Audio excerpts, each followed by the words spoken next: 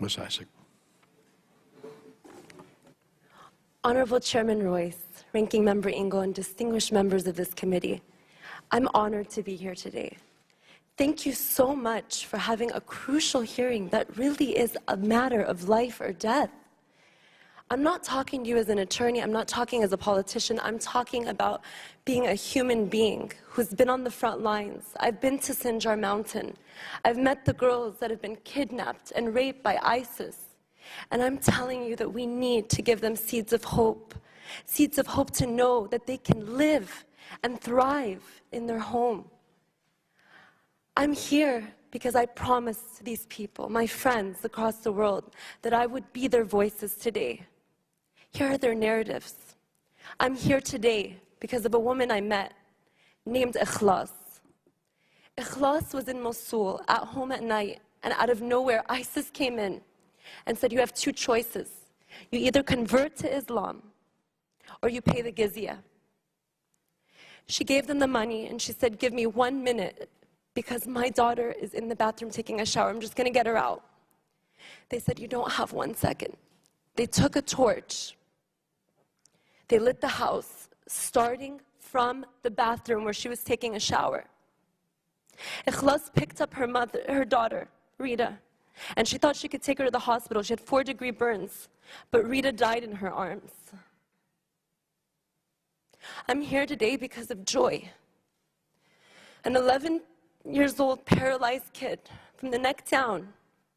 ISIS found him in Sinjar town. They thought that he was useless to society.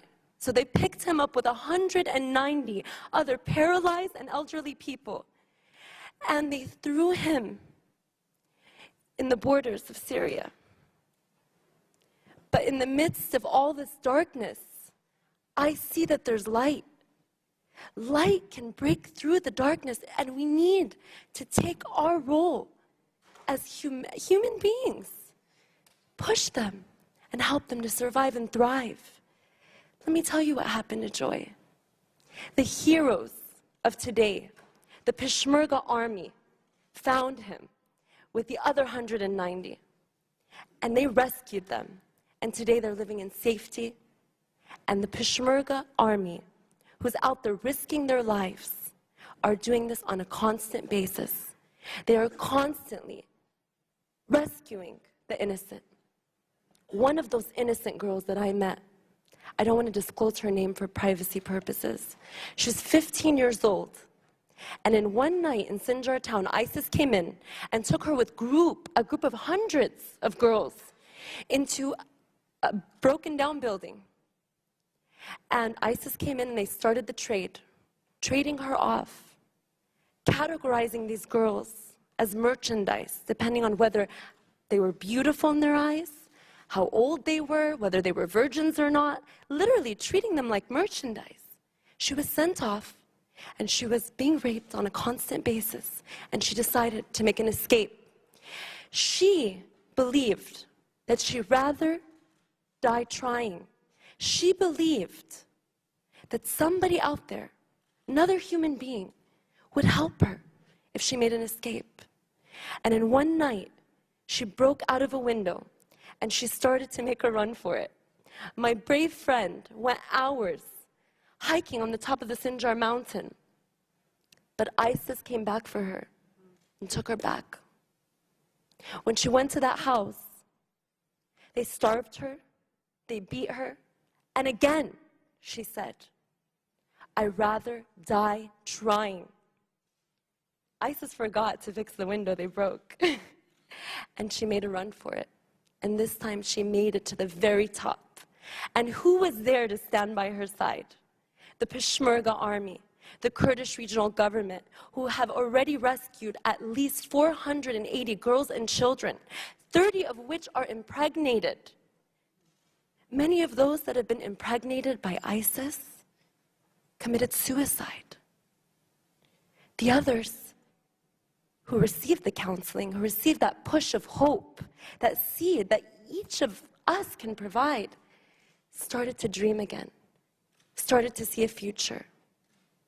Today I ask for 4 things. I ask that we support the brave Peshmerga army, who's resisting terror at the front lines. They're not just fighting to protect their land. They're not fighting to preserve the religious minorities alone. They're fighting for the entire world. Second, I ask that we provide humanitarian assistance, more and more of it, because today there's about 2 million refugees and IDPs living in the Kurdistan Regional Government region, and they need our support. They need psychological counseling to deal with the trauma. We're talking about a future generation here. Let's help them get the support that they need. Let's help the brave government that's on the front lines, the army that are truly the boots on the ground. I ask that we recognize their amazing rescue efforts. And lastly, I ask of you to help their partners. Country like Egypt, who is now taking hundreds of thousands of Syrians in their own land.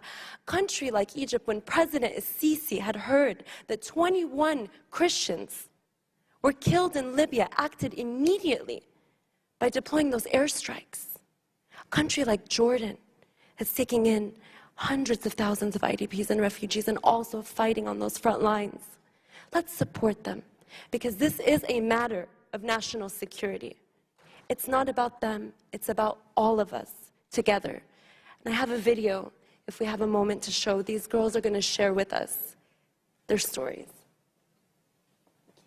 Without objection. بيها حتى أوصل صوتي النازحين وأوصل صوتي اللي أكبر مني، حتى إذا يقدر يسوي لي شيء يسوي لنا حتى نرجع.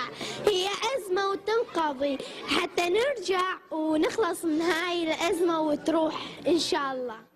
مين عايز يغير الدنيا؟ مين عايز يغير التاريخ؟ مين فيكم جاهز يغير التاريخ لشعبكم؟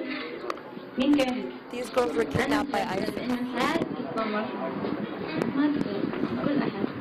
وأنت جاهزة تساعدي إخواتك بالموت وبالعيش، وإحنا بنموت وبنعيش، جاهزين نساعدك، كلنا واقفين جنبك. These girls have hope. They have hope that we're going to help them. Let's all do it together. Thank you. Thank you. Thank you, Jacqueline.